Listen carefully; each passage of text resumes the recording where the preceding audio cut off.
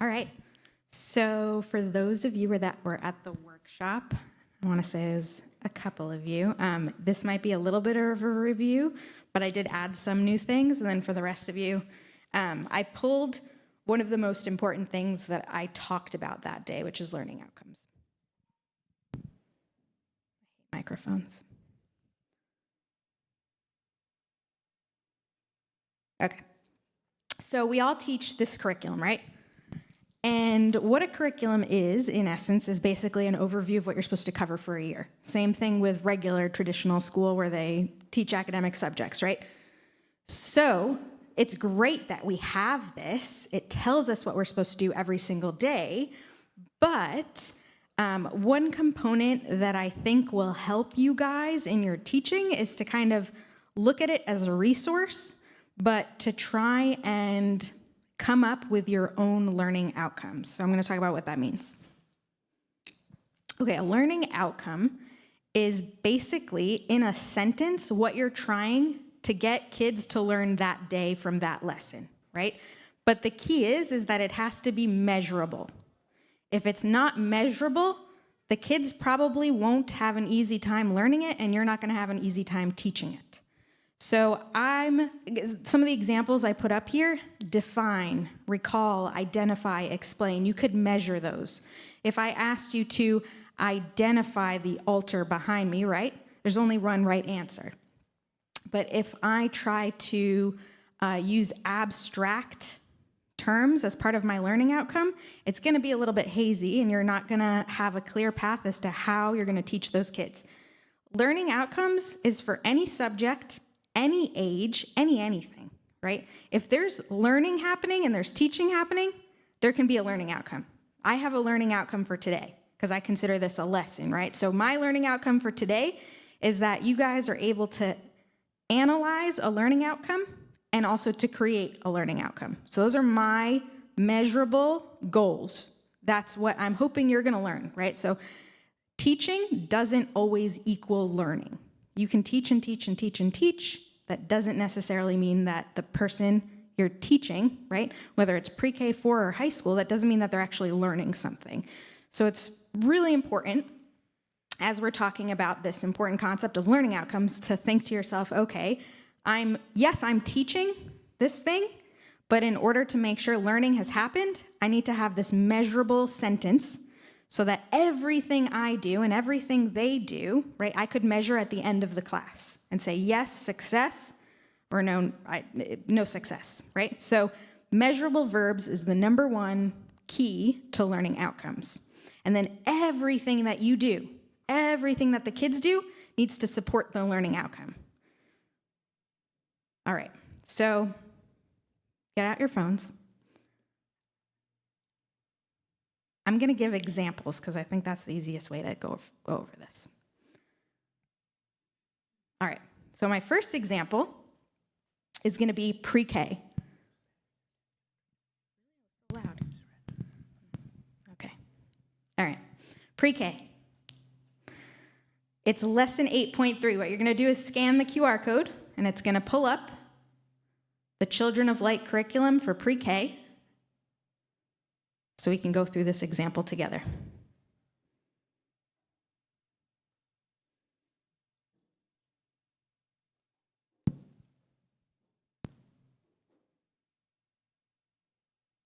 And then once you're at the curriculum, the nice thing about these is that the table of contents, they're interactive. I'm sure you figured that out by now. So you can just click on lesson 8.3. So scroll down in the table of contents, click on 8.3, and it'll pull you up to the exact lesson.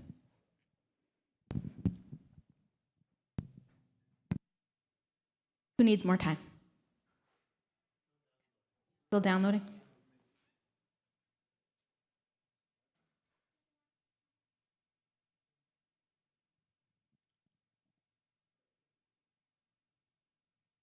Okay. Anybody loaded? Oh, okay. So eventually it'll happen. And once you're at the table of contents, you can click on 8.3. For now, you can just follow along listening. All right, so this is amazing. There's so many resources here, right? And it talks about it in depth. It even has word for word what you can say. But it may not be appropriate for your students in terms of developmentally age appropriate, right? So you may have to adapt it. Also, it's not quite feasible for 45 minutes. And I'm saying 45 minutes because by the time you pray, by the time you clean up, by the time you do all the transition stuff, that takes away 15 minutes. So really, this needs way more than 45 minutes, which means you can't do it all. And not only that, but some of the learning objectives are a little bit abstract. And if there's one thing that you should take away from today, it's that abstract learning outcomes are bad. You want concrete, measurable. Okay, so for this example, in the beginning, they always have an objective, right? They call it overall goal or purpose of the lesson through high school. The children will understand that we are caring servants of the Lord and that we should always care for others. Okay, understand, super abstract. I can't measure that. So we got to figure out another thing to do. But not only that, there's a lot in here. So first, I'm going to just skim through it all and see what is the overall gist of the lesson. So I'm going to go to my lesson opening. I'm going to scroll down. How can we care for others? How can we care for God's creation? Is it important that we care for animals too, right? So I'm not looking at the questions necessarily, I'm just looking at the content. So I see, all right, it's not just about caring for others, like the objective said. They also want us to teach about caring for the environment and caring for animals. So I'm going to say those three things are pretty important for this lesson. And if you scroll through and you kind of read what the language is that they want the teacher to read, you're going to see that, yeah, that pretty much repeats itself. So for pre-K, these are 3 and 4-year-olds. These are 3 and 4-year-olds. I'm going to create my own learning objective that I think I can feasibly cover in 45 minutes. Identify, it's up on the board, identify caring for other people, the environment, and animals. Identify. Identify means you can point to it and say what it is. Or I can ask you something and you can point to it. That's identify. For 3 and 4-year-olds, that's plenty for 45 minutes, okay?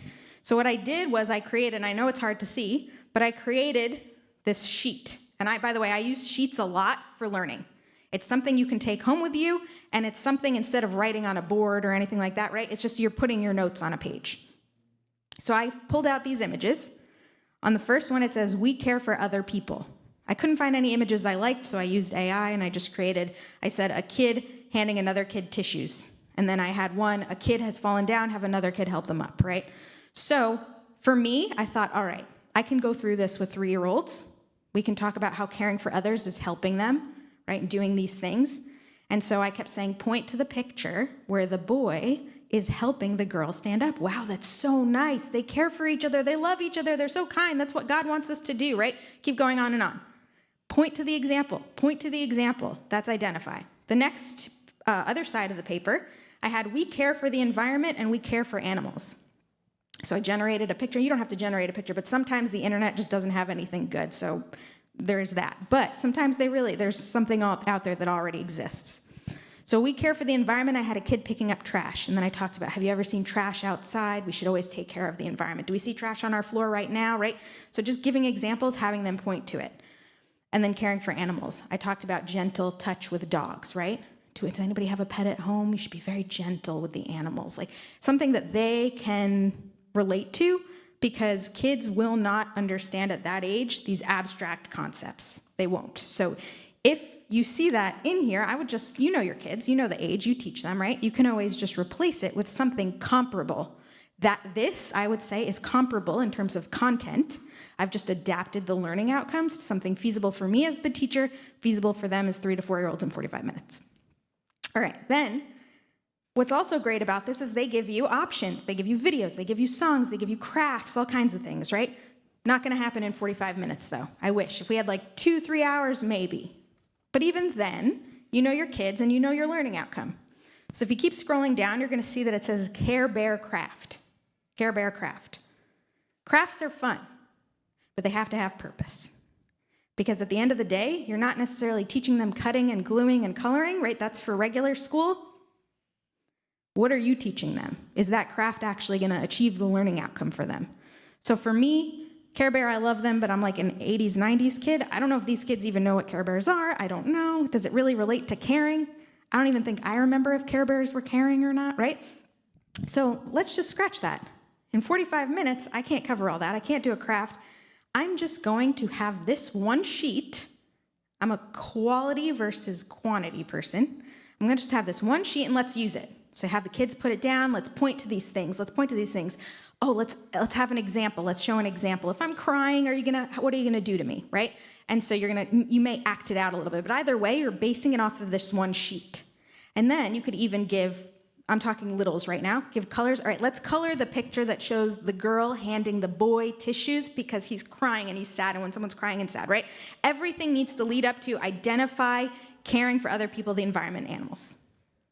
This is a pre-K example, but I'm just trying to show you, you can use the content, but then what do you want every single kid when they're walking out of that door, what do you want them to be able to do? All right, I gotta go faster. My next example. Grade 1, I got grade 1 and grade 3. I don't have anybody older. But honestly, you could do this for college. I do it for college. Doesn't matter. Adults, doesn't matter. All right, grade 1.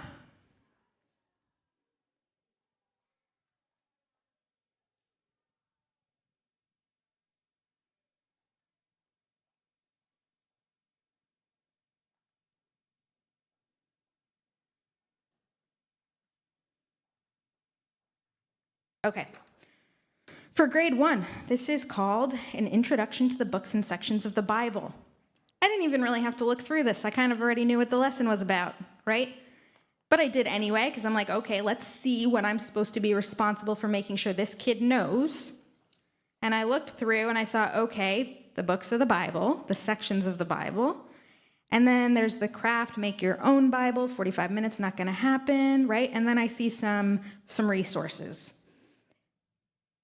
I used the song, but then I thought to myself, well, let's first come up with learning objectives to make sure everything I do matches those learning objectives.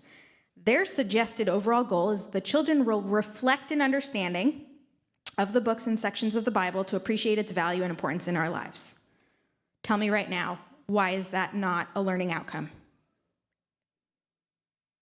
It's not measurable. It's not measurable, right? We can't measure how much someone values something. You can't measure someone's understanding of something. They're just very abstract terms. And by the way, this goes for like when your kids are at school, if you've got kids or anything like that, or if you're in classes, right? You can right away spot if the teacher's got the learning objective down. Is everything funneling into this one goal? Because that's what should always happen at any age, any subject, right? So I thought, let's make this measurable. Let's recall the books and sections of the Bible. Let's locate the books in the Bible, and let's differentiate between the Old and New Testament. Where did that one come from? From when I read through this. I read through it, and I'm like, wow, there's a lot in here that's talking about the difference between the Old and New Testament. That should probably be part of the learning outcome. That's not just an extra for the lesson. That seems like a pretty core part of the lesson. So, okay, everything, if this is what my goal is, and this was for first grade in that room, if my goal is to make sure that they can locate books in the Bible, right? That's like Bible literacy, that they know the difference between the Old and New Testament, and that this one's hard to achieve in 45 minutes, but at least I can get them to practice recalling the books and sections of the Bible. So things in here didn't quite match our Coptic Orthodox Bible, and I kind of like to set the foundation correctly from the beginning instead of trying to correct it later, right? So what I did was I just created my own. And I just put them all here. And any books that I saw weren't in the Bibles that they may have at home, I put a little plus sign next to it. And I also talked a little bit about that. I did not make it a learning outcome because my goal for them is not necessarily those little plus signs. It's just to lay the foundation and just to clear up any confusion before it starts. So, okay, I had them get out Bibles. I told them about the table of contents. We practiced. I was like, all right, fine, Mark. I think Anne-Marie even came in afterwards, and we showed her what we learned. It's like, guys, Anne-Marie, name any verse. Any verse, these kids can find it in the Bible, right? So that was the learning outcome. And then recalling the books and sections of the Bible, I played a song, and I said, okay, you're going to read this list while you're listening to the song at home. So I couldn't achieve it in 45 minutes, but at least they have this as laminated, spill juice on it, not a big deal. I'm making sure that they're achieving this learning outcome on their own time. and then differentiate between the Old and New Testament. I just kept asking the same question over and over again, right? Tell me the difference between the Old and New Testament. Important thing is you're teaching them, right? So you never want to start a lesson just asking questions. I know that's like the thing everybody falls back on. Try to avoid that. So if you start a lesson asking questions, you're now making the assumption that these kids already know what you're about to teach. And maybe 2 of them really do. Maybe 3 of them kind of do, right?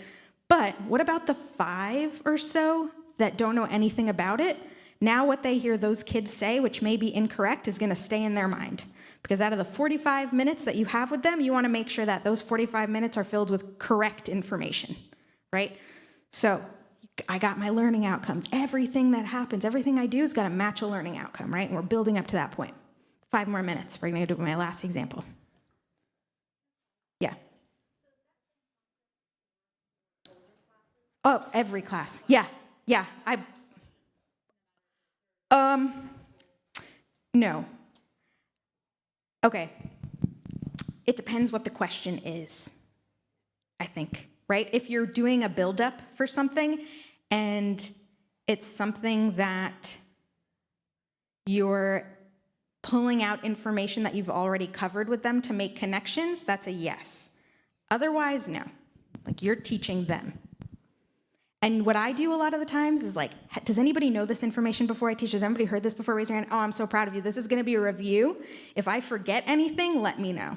But this way, you're acknowledging that they know the information, but you're still making sure that you're sharing the correct information. All right, grade 3 example.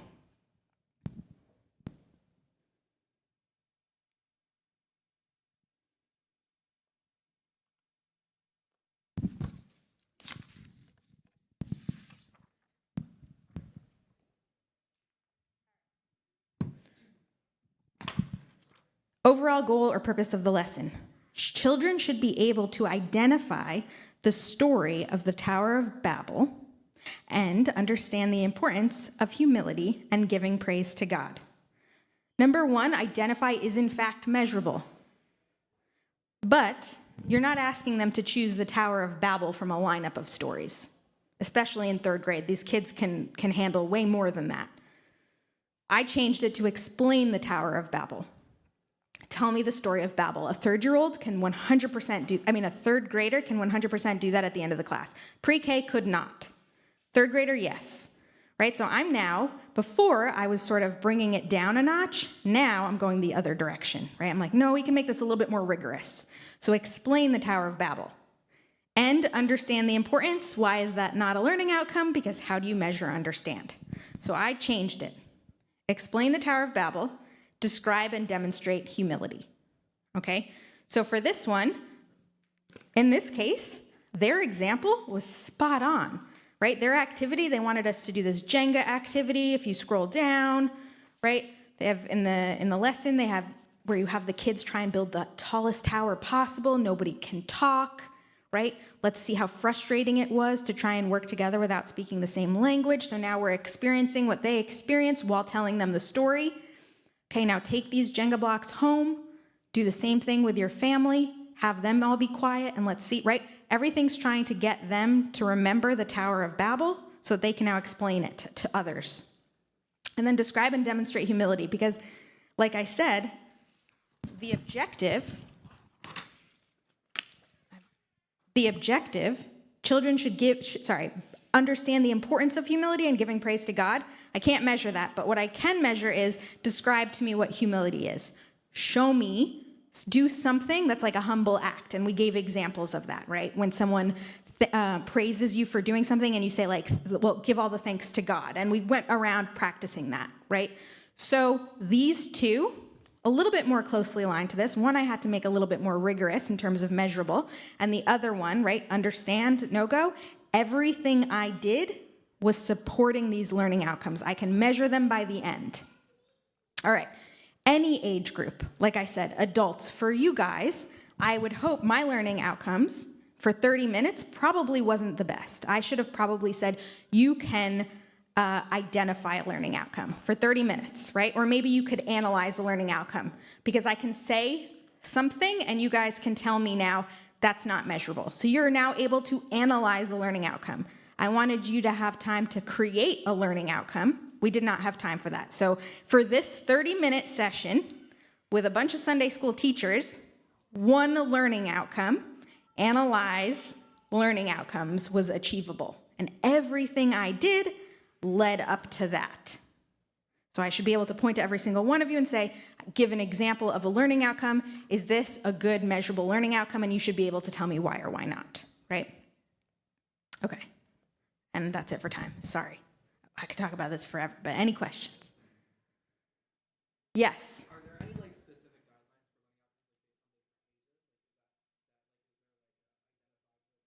guidelines for No. No. And there's educational theorists out there, they will say Bloom's taxonomy, that there's a level 1, identify, and then a level whatever is create. But then you have another educational theorist, depth of knowledge, that no, they're equal. They're all equal because you can have a complex task, right? And then when you talk about it in terms of identifying it, you still have to identify information, right? If you're in med school, you should still be able, I'm not a biology person, but you should still be able to name things, right? That's identify. But then you're taking that information and you're doing something with it. So that may be not create, evaluate, but synthesize or demonstrate, right? So any subject, it doesn't matter. All of those verbs are important. It just depends on what it is. Identifying the Tower of Babel, probably, you could do more than that, right? But if you're having someone identify all the books of the Bible, right, that's a little bit different. Yeah, good question. Good. So basically, at the end of the day, every single thing you do for the lesson, is this supporting my learning outcome? Is this helping every single kid achieve the learning outcome? And that'll make a solid lesson. Good? All right. Thanks. Any other questions real quick?